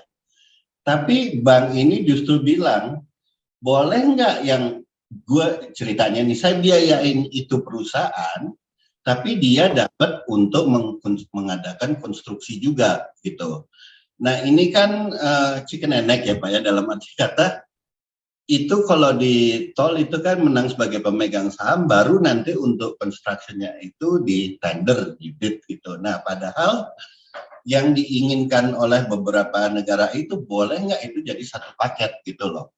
Jadi selain pemegang saham juga ikut di konstruksinya, di mana multinational bank itu udah siap untuk membiayai mereka gitu loh Pak. Sehingga dari porsinya itu mereka bisa menjalankan jalan tol itu. Terutama misalnya itu kerjasamanya hanya jasa marga dan misalnya asing. Jasa marga kan tidak mungkin untuk menjadi konstruksinya, tapi ini asing ini mungkin. Nah, bisa nggak misalnya juga porsinya yang untuk jasa marga mereka juga yang ngerjain gitu loh. Tapi dengan itu mereka sudah mendapat financing dari bankersnya mereka. Nah, ini cuman ide sih Pak, karena kita nih kebentur beberapa peraturan di sini gitu. Tapi rata-rata yang saya bicarakan atau kami bicarakan dengan banker itu adalah I would like to finance that company, but will that company basically will be able to do the construction? Nah, kayak gitu tuh Pak, yang kita kan nggak bisa jawab dan kita nggak bakal bisa jawab gitu loh. Tapi let's say untuk kedepannya, if it's a big project gitu, bisa nggak itu jadi bahan pemikiran gitu loh. Kurang lebih itu sih Pak yang dari kami lihat secara dari komersialitinya ya. Thank you. Baik, terima kasih Pak Anto. Pak Aloy? Terima kasih Prof. Mungkin sekaligus juga barangkali bisa menjawab beberapa pertanyaan dari Pak Anto sendiri ya, karena at this moment HK kan juga punya request yang sama untuk taking constructions work ya, dari multilateral loans maupun bilateral loans yang juga kemungkinan akan channel ke HK melalui Kementerian Keuangan. Silakan Pak Aloy. Baik, yang itu terlebih dahulu. Jadi Prof dan Pak Anto menjawab itu. Beberapa global player, mainly yang dari China, yang punya duit. Kalau yang nggak punya duit tapi pengen banyak sekali. Tapi yang punya duit juga itu ada, dan kita salurkan langsung ke PUPR, karena memang sebenarnya kita ini kan milik karena kita ada konstruksinya, sehingga ada balancing, ada sisi positif ya. Walaupun saya selalu mengingatkan kepada anak-anak, transformasi kita itu dari murni kontraktor menjadi investor. Sehingga mindset ketika asal bangun itu, kalau orang proyek itu kan nambah-nambah kos itu senang Pak. Nah kita sudah mulai rest area, kalau tidak perlu kami akan debat ke Pak Kepala BPJT. Boleh enggak? Oh itu option. Oke, kita nggak usah bangun. Dulu malah senang kayak gitu. Dulu malah senang. Dia nggak diperlukan nambah-nambah. gate-nya dibangun yang kayak istana kayak gitu kan. Nah, kalau swasta kan selalu efisiensinya itu kan dihitung. Itu kita sudah punya membangun culture yang seperti itu, sehingga alhasil ujung-ujungnya kalau kita menjual itu juga memang cost per kilometer itu yang dilihat oleh investor, ya kan? Nah, jadi di tahap yang kedua sudah dibolehkan, tetapi bekerja sama dengan HK. Dalam arti juga itu confident kepada pemerintah. Jadi kita bentuk bersama-sama anak perusahaan during construction. Kalau perpres yang dulu tidak, Pak. Jadi monggo Pak Anto, itu next stage. Masih panjang, kita baru 47% kok dari 2.800. Itu cerita itu masih panjang. Let's do it together with or eligible type of investor. Saya lihat mismatch untuk MDB itu adalah terutama di urusan yang misalnya tenor. Kita itu kan maunya itu kan yang jangka panjang supaya sesuai dengan nature daripada bisnis ini. Tadi Pak Anto bilang sekitar 18 tahun. Nah, itu kan mungkin di Jawa ya. Tapi kalau di Sumatera taruhlah 25 tahun. Bisa enggak? Ada beberapa yang coba untuk lebih panjang. Itu oke. Kemudian kepastian tarif tadi saya setuju sekali Bapak untuk kita dapatkan itu. Ketiga, saya masih begging. Itu INA itu jadi Bank Pembangunan Indonesia. Kalau masih pakai equity IRR terus yang di ini kan memang kita nggak bakalan ketemu paling ya Medan Binjai dan lain-lain. Nah, teman-teman dari INA juga menyadari itu, tetapi ini semuanya learning process juga saya rasa pertama kali, dan kami really appreciate INA masuk itu memberi confidence kepada SWF lain seperti ADIA, CDPQ itu Big Fund dan EPG. Jadi kalau tidak ada INA mungkin siapa itu HK di Sumatera pula itu yang cuman gajah yang lewat misalnya kayak gitu kan. Nah, tapi sekarang setelah ini besok 2 hari itu tim dari Belanda, Kanada, dan dari Arab Saudi datang. 3 investor itu bersama kami akan tur, Bapak izin. Itu untuk 3 ruas ini. Dan mereka mulai membangun confident karena INA masuk. Nah, ini model udah benar saya rasa, akan dikembangkan lagi. Apa mungkin misalnya memberikan kita long term financing. Jadi, jangan hanya di equity saja, tapi financing. Atau model-model yang estafet financing itu sih sesuatu yang menarik juga. Jadi kita bangun setelah itu mereka udah pre-financing debt, tetapi yang modelnya itu bisa convertible menjadi jadi debt-nya dirilis, diajak investor masuk, ambil alih. Kita dapat duitnya, kemudian bangun lagi, Pak. Sekarang bayar utang dulu. Tapi yang next round kami siap untuk bangun lagi kalau Bapak mempercayakan itu kepada kami. Termasuk yang di Kalimantan itu, Pak. Demikian. Ya, saya sebelum diskusinya kita lanjutin, saya ingin mau dengar Pak Ibu Maya dulu ya, karena Bu Maya punya pengalaman dealing dengan MDBs maupun dengan lembaga keuangan yang non MDBs ya. Satu yang selalu jadi concern para project sponsors itu juga requirements dari MDBs itu seringkali sangat stringent ya. Itu yang juga kadang-kadang teman-teman swasta itu di sisi lain juga mengatakan gini, Pak Riki, repot banget lah urusan sama MDBs ya, karena safeguard policies-nya sangat banyak ya, isu-isu mengenai social impacts, kemudian environment juga sangat stringent ya. Di satu sisi ya, di sisi lain mereka menawarkan adanya advantage di dalam tenor dan interest rates yang sangat kompetitif bagi infrastruktur. Nah, saya pengen tahu pengalaman PLN dealing with this two characteristics of investors atau characteristics of financiers. Mungkin Bu Rina bisa cerita, Bu. Silakan, Bu. Baik, terima kasih banyak Pak Danang. Jadi PLN ya sebagai BUMN yang wholly owned by the government, memang kami ini highly regulated ya Pak ya. Untuk case di PLN kami memang belum pernah men-setup blended finance untuk suatu proyek secara khusus. Namun beberapa opsi pendanaan non pinjaman jika di PLN kami menerima beberapa hibah juga Pak dari MDBs yang diberikan dalam satu paket dengan loan-nya. Jadi ketika menyalurkan pinjaman ke PLN, mereka kadangkala dapat memberikan sedikit tambahan porsi dalam bentuk hibah. Nah ini saya cerita dari sisi hibah dari MDBs. Nah jika kita bicara terkait dana dari filantropis, PLN juga memiliki pengalaman Pak dalam memperoleh hibah dari UNOPS. Itu salah satu lembaga PBB yang menjadi fund manager untuk penyaluran dana filantropis. Jadi hibah ini peruntukannya adalah untuk proyek yang ESG related, di mana PLN memanfaatkan hibah ini untuk pengembangan Advanced Control Center di Jawa Bali yang nantinya akan mendukung operasi sistem kelistrikan di Jawa Bali seiring dengan semakin banyaknya pembangkit intermiten terbarukan yang masuk ke sistem Jawa Bali. Nah, menambahkan tentang pendanaan dari MDBs, memang salah satu keunggulan dari MDBs itu adalah mampu menawarkan pinjaman dengan nilai besar dan tenor yang panjang. Tentunya ini saya bercerita apabila dibandingkan dengan pinjaman bank komersial, di mana kalau bank komersial mungkin pinjamannya maksimal hanya 15 tahun. Jadi oleh karena itu, pendanaan MDBs dengan tenor panjang ini menjadi opsi yang sangat menarik bagi proyek-proyek dengan aset life cycle yang panjang karena jadwal pembayaran pokok dan bunganya dapat semakin match dengan revenue stream dari proyek tersebut, seperti kami ya di PLN yang umur pembangkitnya dapat mencapai hingga 30 tahun.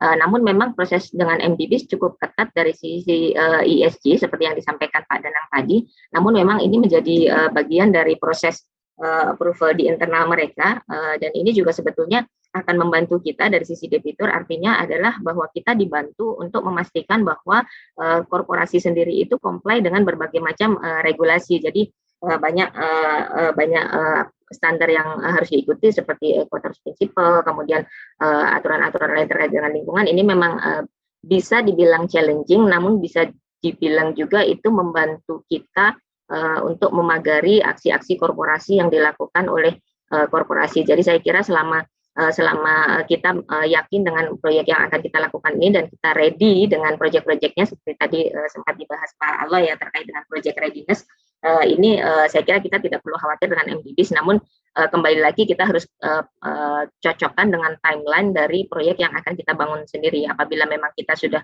bisa merencanakan jauh-jauh hari, saya kira itu akan cukup mudah bagi kita untuk memproses pendanaan dari MDBs karena kita memiliki waktu yang cukup panjang untuk memproses segala dokumen-dokumen yang dipersyaratkan oleh MDBs. Namun jika kita memerlukan waktu yang sangat cepat, saya kira pinjaman bank komersial akan menjadi opsi yang lebih menarik dibandingkan dengan MDBs karena dari sisi time wise gitu.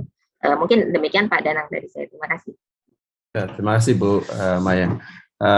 Saya akan lanjut dengan beberapa pertanyaan dari audiens. Ada yang menanyakan, meskipun cara menanyakannya sangat casual, tapi saya kira pantas untuk diangkat, yaitu soal risiko baru. Ya, tadi di awal saya menyampaikan ada soal risiko pandemik ya, yang itu sifatnya shock ya. Tapi ada yang sifatnya stres juga, itu adalah seperti climate. Nah, saya mungkin dari pembicaraan Bapak Ibu sekalian dengan para financiers, investors, bagaimana view mereka mengenai possible future risk ya, yang itu kita seringkali gagap-gagap menghadapinya. Tadi Pak Anto sudah mulai sebenarnya meraise isu partnersnya beliau atau investornya beliau itu concern soal respon pemerintah terhadap pandemic ya, yang itu merubah view dari automatic tariff adjustment menjadi not automatic gitu ya. Dan ini memang jadi isu yang mengemuka di hampir semua infrastruktur ya. Kalau on my defense gitu, kalau di jalan tol barangkali pemerintah meresponnya dengan peraturan menteri untuk stimulus ya. Tapi bagaimana dengan sektor lain? Kalau setahu saya sektor-sektor infrastruktur lain tidak demikian. Nah, jadi memang ada nervosity tertentu berkaitan dengan risiko-risiko baru yang kita tidak punya kemampuan untuk bisa pemerintah dalam hal ini tidak bisa merespon ini dengan cepat. Nah, kalau pemerintah saja tidak bisa merespon dengan cepat, saya sangat yakin, ya sangat duga, private sector akan lebih sulit lagi merespon ini karena mereka infrastruktur adalah tadi Bu Maya juga mengatakan highly regulated industry ini atau sangat regulation impacted industry. Saya putar lagi satu kali lagi. Silakan Pak Riki, pengalaman di sektor infrastruktur yang dikelola berkaitan dengan risiko-risiko baru ini. Silakan Pak. Sebetulnya kalau terkait dengan COVID, Pak, itu nggak ada masalah, Pak Danang. Jadi kami di 2020 kemarin, 2021 pada saat tinggi-tingginya COVID itu berhasil menyelesaikan ada 2 proyek, satu proyek Petarani, satunya Laut Gunung, power plant di Sumatera Utara, Pak. Jadi itu nggak ada masalah. Jadi sebetulnya yang problem di Indonesia ini saat ini untuk mega project itu adalah size, Pak. Jadi tadi mungkin sudah disinggung juga oleh Bu Maya bahwa memang size bank untuk bisa covering memberikan loan yang untuk proyek-proyek mega project itu terbatas. Sehingga memang source of financing dari luar itu memang harus diupayakan. Nah, ya, MDB tentunya bisa jadi salah satu alternatif. Walaupun tadi memang ya di pengalaman kami itu juga sama pada saat kita coba bicara dengan mereka itu very stringent, Pak. Dan sampai saat ini tidak ada dari mereka itu yang menyiapkan IDR ya. Jadi sehingga tadi yang currency risk-nya itu sangat tinggi. Nah, mungkin nanti barangkali dari Bu Maya dari PLN bisa sharing juga experience-nya seperti apa Bu untuk yang terkait currency risk ya. Mungkin itu Pak Danang. Jadi artinya kalau COVID saya rasa kalau misalnya ada gelombang kedua, gelombang 3 sepanjang kita bisa menstructure dengan baik itu nggak ada masalah Pak. Terima kasih. Anto? Okay. In terms of future threats atau apa gitu in toll road untuk klien-klien kami sih they don't see it as a factor ya. Justru yang mereka lihat itu justru sekarang the certainty of the government Pak. Terus terang kalau boleh jujur gitu. Karena kita lihat tadi ya saya udah bicara automatic tariff adjustment. Tapi juga yang kita lihat juga ada project yang tadinya PSN, kemudian untuk berikutnya PSN-nya udah nggak ada, pada proyeknya masih ada mau kelanjutan gitu. Nah, something kayak gitu tuh gimana gitu loh. Jadi itu juga menjadi concern gitu loh dari investor itu. Tapi besides that Pak, I mean in terms of weather atau ini ya boleh aja asal sekarang gini Pak, misalnya di adjusted ya jelas adjustmentnya kayak apa, kurang lebih sih begitu gitu. Nah asal itu jelas, kembali lagi moral rush itu sekarang yang kita lihat adalah dari segi how the government reacts to something like this gitu loh. Nah kalau secara overall toll road is a long term project and toll road itself itu emang baru kasih dividen tuh setelah berapa tahun gitu Pak. Contoh tadi memang Jawa 18 tahun. Tapi habis itu cash cow gitu loh Pak. That's why people are willing to take a long term view, especially yang emang kerjanya di jalan tol. So basically for the foreseeable future yang saat ini we don't see any threats yang it could be a major hurdle untuk mereka investasi di Indonesia saat ini. Kecuali ya itu tadi the more certainty of the government regulation. That's all. Terima kasih, Prof. Oke, baik. Pak Aloy? Terima kasih, Prof. Saya sangat sependapat dengan Pak Arsianto dan Bu Maya tadi ya.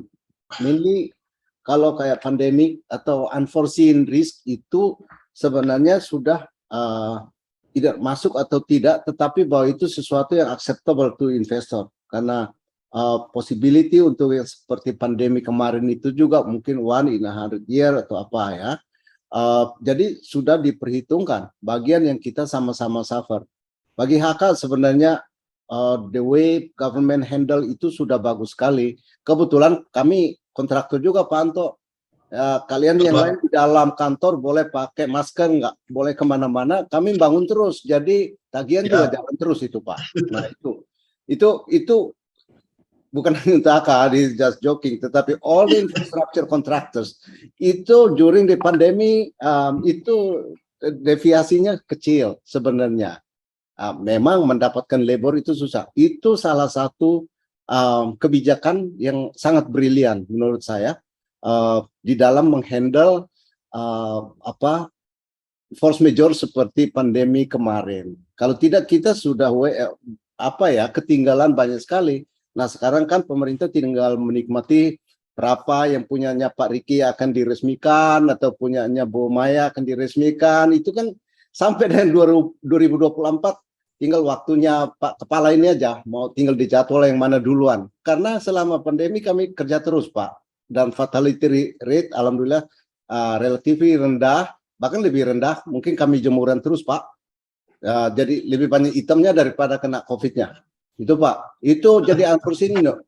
Tapi certainty di dalam yang lain mungkin gagap ya. Kita lihat ya, kalau untuk konstruksi oke. Tapi yang di sektor yang lain mungkin gagap, jadi kita juga banyak menyaksikan delay di dalam yang mega project di sektor yang lain. Demikian Pak, terima kasih. Baik, untuk Bu Maya saya tambahin dikit ya Bu ya. Mungkin bisa juga sharing view dari para investors, international lenders berkaitan dengan rencana untuk net zero emission Bu. Ini karena ini bagi PLN saya kira jadi isu yang cukup penting, dan saya tadi pagi baca statementnya Pak Dirut soal transisi untuk early retirement dari coal power plant.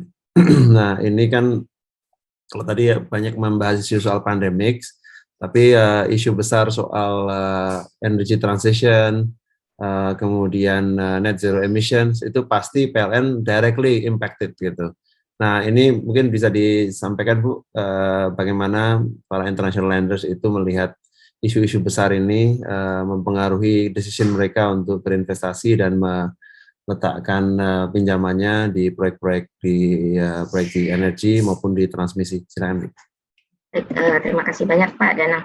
Mungkin ada beberapa item yang mungkin akan saya tambahkan di sini. Jadi terkait dengan pertanyaan awal tadi terkait dengan pandemik, PLN memang mengalami penurunan penjualan tenaga listrik sehingga diperlukan adjustment atas rencana penyelesaian proyek agar terdapat alignment antara supply dan demand. Maka memang tidak dapat dipungkiri bahwa hal ini waktu itu menimbulkan kekhawatiran ke PLN karena kewajiban pembayaran pokok dan bunga jalan terus gitu.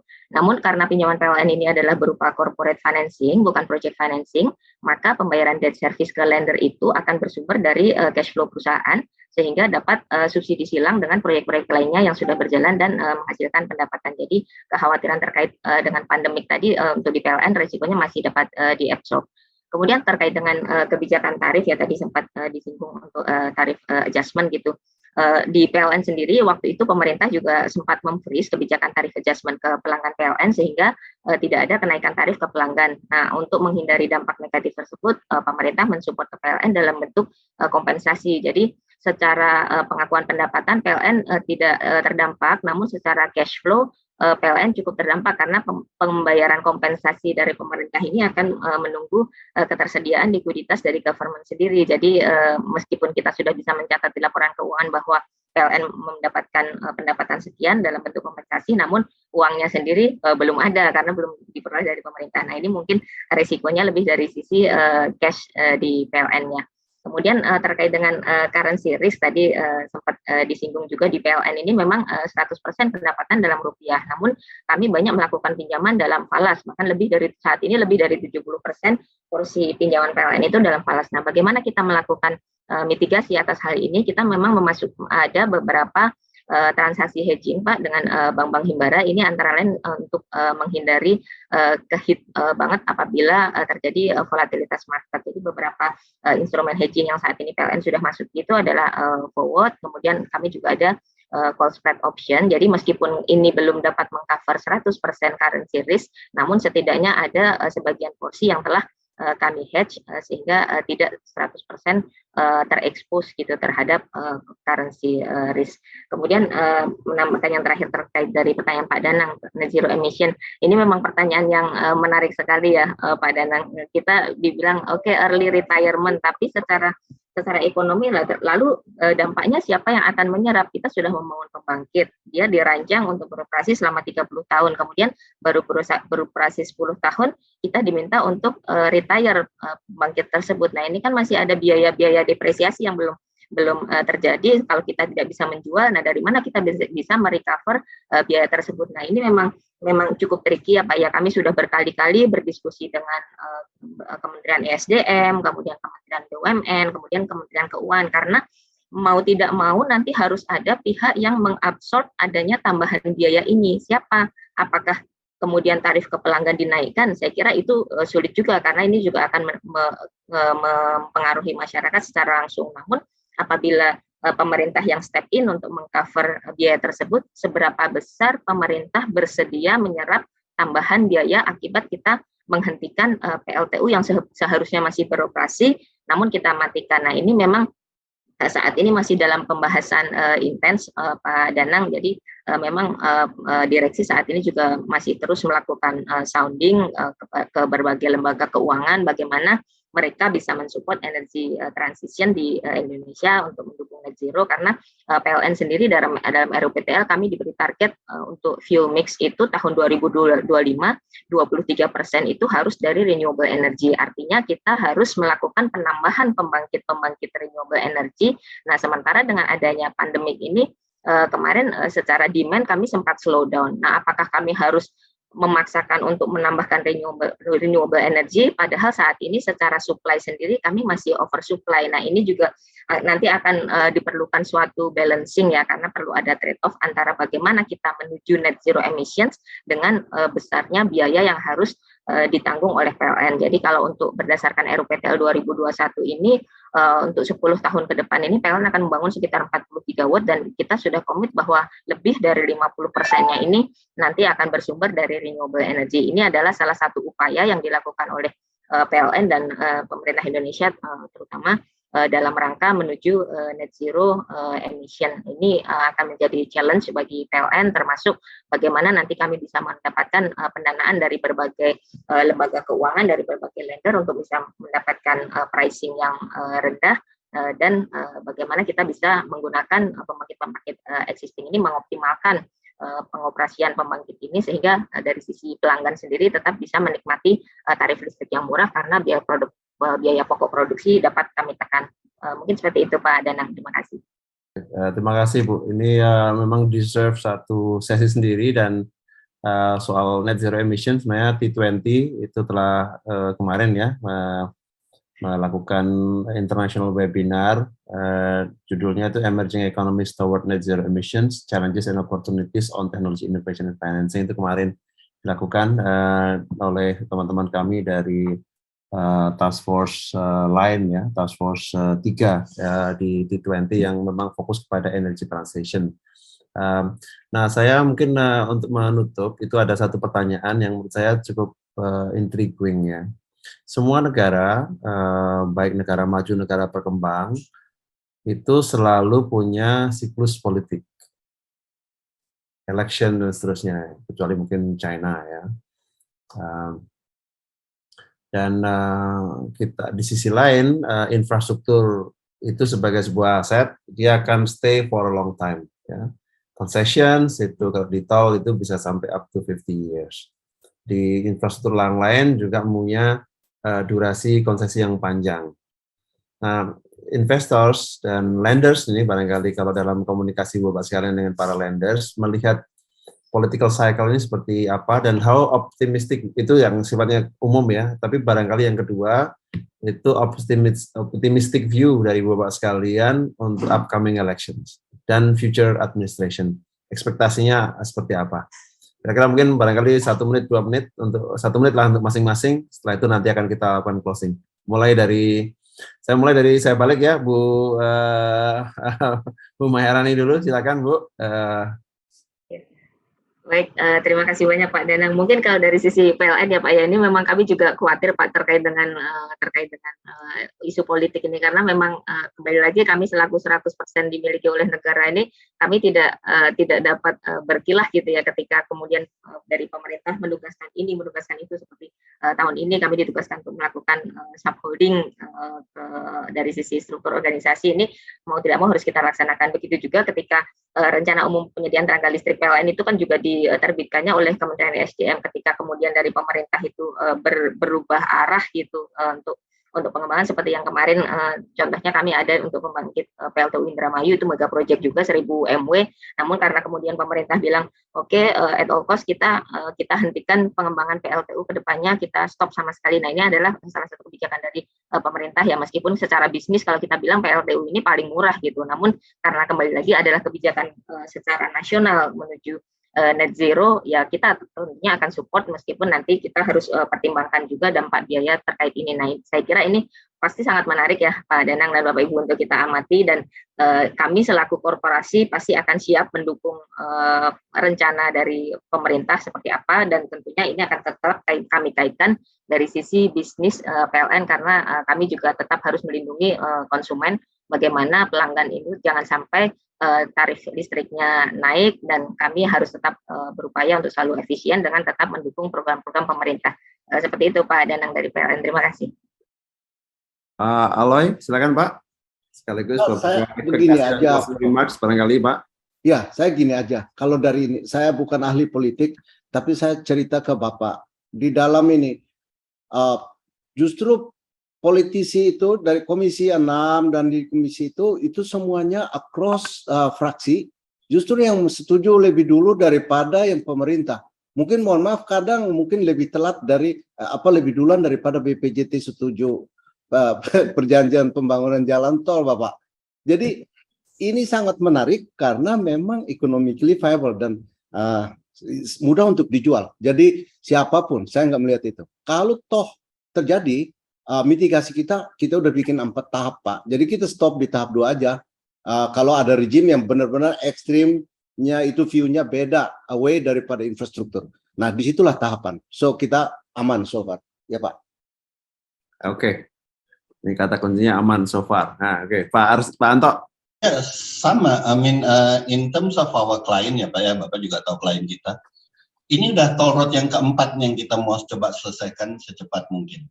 Dan setelah itu selesai, kita udah melihat yang kelima. Dan habis itu pun mereka juga udah lihat 5 yang berikutnya. Dan mereka lihat dari pemerintahan kita ini bahwa in terms of transition itu smooth sekali gitu loh. Nah, in terms of infrastructure, it will always be there gitu loh. Apalagi toll road, masih bakal dibutuhkan. Apa sih yang bisa membuat itu bergejolak sampai ekstrim banget? Kayaknya enggak juga gitu loh Pak. Jadi dari segi klien kami sih kayaknya tetap mantap aja, dan kalau bisa malah sebelum ada aktivitas pemilu atau kampanye itu mereka kalau bisa udah cepat-cepat udah dapat deal baru lagi gitu. Jadi dari segi kami yang kami lihat sih no problem sih Pak so far. Thanks. Artinya bahwa international investors itu sudah sangat memahami risiko politik dari political cycle sebenarnya ya dari sisi view.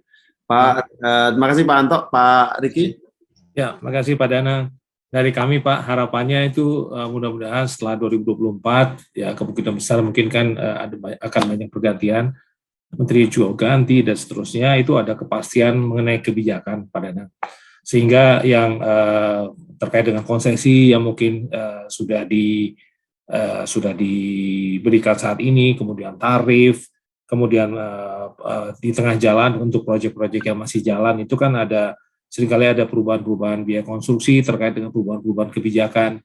Nah, yang mudah-mudahan harapannya adalah bahwa nanti setelah 2024 ini kebijakannya itu nggak banyak berubah Pak, sehingga kaitannya dengan biaya konstruksi, biaya investasi tadi nggak banyak berubah, karena ini adalah komitmen kami dengan investor dan lenders tentunya, sehingga akan sulit bagi kami untuk kalau misalnya ada perubahan kebijakan dan ya pastinya itu akan berdampak Pak. Terima kasih Pak. Terima kasih Pak Riki, dan saya kira ini akan menjadi closing yang cukup bagus di webinar kita. Pertama saya kira cukup dari seluruh pembicara is very confident mengenai pembangunan infrastruktur kita ke depan, baik dari sisi project sponsors, lendersnya maupun international investorsnya. Ini saya kira satu yang sangat positif untuk kita sampaikan message ini kepada G20. Jadi justru kadang-kadang kalau kita lihat government sendiri yang nervous mengenai ke depan, tapi private players, BUMN players, they are all confident mengenai the future infrastructure development di Indonesia maupun internationally sebenarnya ya. Yang kedua soal masih ada remaining risiko yang itu masih perlu jadi PR besar. Currency risk itu kalau tadi saya lihat hampir semua across all speakers itu menjadi isu yang disepakati ya. Dan ini menjadi penghambat cukup besar kalau kita bicara international financiers, baik itu investors maupun lenders untuk bisa masuk di sini. Dan sebenarnya ekspektasi untuk MDBs itu masih sangat besar untuk bisa ikut. Hanya memang kita perlu cari format yang pas untuk mereka bisa come into play di luar skema direct lending yang sudah dinikmati oleh PLN. Dan barangkali nanti in the next session, next round, kita juga pengen dengar secara spesifik ya experience PLN maupun BUMN di dalam menerima direct lending ini, dan apakah masih ada issues yang perlu didorong, karena saya tahu direct lending di PLN pun juga tidak ada pinjaman baru direct lending ya, Bu Mayarani ya. Yang ketiga, saya kira juga penting untuk melihat soal risiko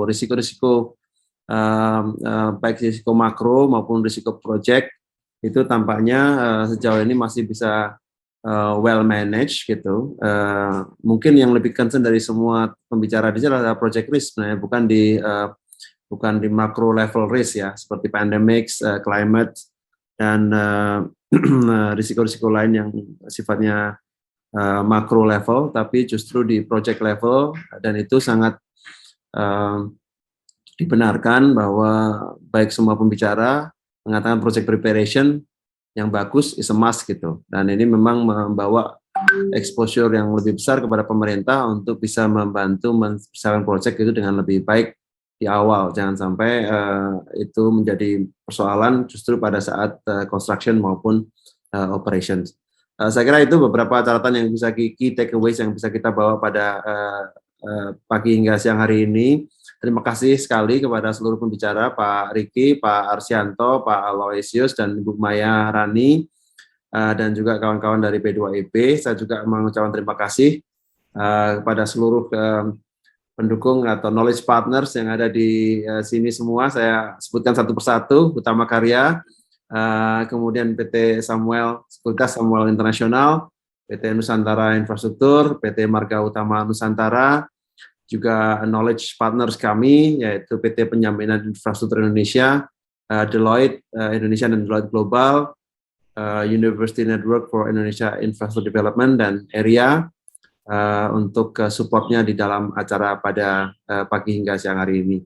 Terima kasih sekali lagi kepada seluruh peserta, baik yang aktif di acara ini maupun yang aktif bertanya, dan selamat pagi semuanya. Salam sehat, salam maju semuanya untuk infrastruktur Indonesia. Jangan lupa Indonesia tetap maju, Indonesia maju semuanya, dan kembali kepada pembawa acara. Terima kasih, saya moderator undur diri. Assalamualaikum warahmatullahi wabarakatuh. Waalaikumsalam. Baik, terima kasih kepada Prof. Dana selaku moderator untuk sharing session pada hari ini, dan juga kami ucapkan terima kasih kepada seluruh pembicara, Bapak Riki Kamelian, Ibu Mayarani Puspita, Bapak Arsianto Purwanto, dan Bapak Aloysius Kikro.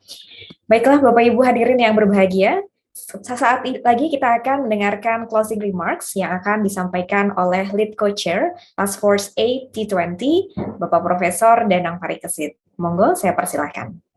Sebenarnya sudah tadi, tapi nggak apa-apa. Saya kira saya sangat hopeful ya bahwa apa yang kita capai hari ini itu menjadi masukan yang sangat berharga untuk Communicate T20 dan juga rekomendasi dari kita ke G20. Dan I will keep everyone posted dengan perkembangan di policy arena ini, dan mudah-mudahan kita bisa mendapatkan betul-betul sustainable infrastructure development untuk mendukung kesejahteraan masyarakat. Terima kasih. Assalamualaikum warahmatullahi wabarakatuh. Waalaikumsalam. Baik, terima kasih Prof. Dana. Kami ucapkan terima kasih juga kepada Bapak Ibu hadirin yang telah berkenan mengikuti acara pada pagi hari ini hingga selesai, dan semoga acara ini dapat memberikan pengetahuan baru bagi Bapak Ibu dan tentu saja untuk kita semua. Kami berharap juga pertemuan ini dapat bermanfaat dan Bapak Ibu semua dapat mendapatkan banyak hal yang telah disampaikan dan juga untuk keperluan peningkatan kesejahteraan global nantinya. Kami menantikan pertemuan selanjutnya Bapak Ibu di acara berikutnya. Saya Eta selaku pemandu acara pamit undur diri. Wassalamualaikum warahmatullahi wabarakatuh. G20, recover together, recover stronger.